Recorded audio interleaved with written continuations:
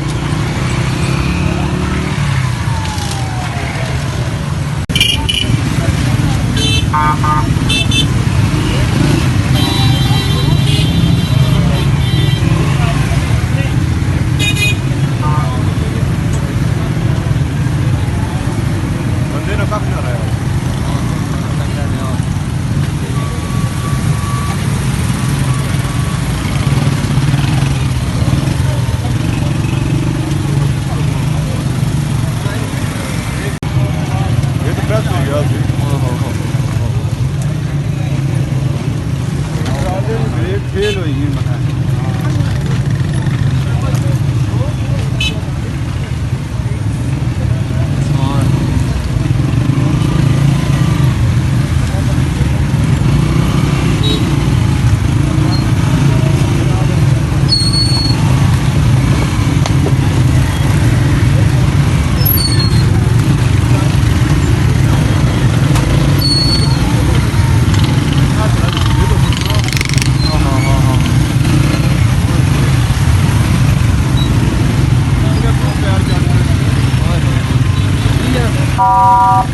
पैर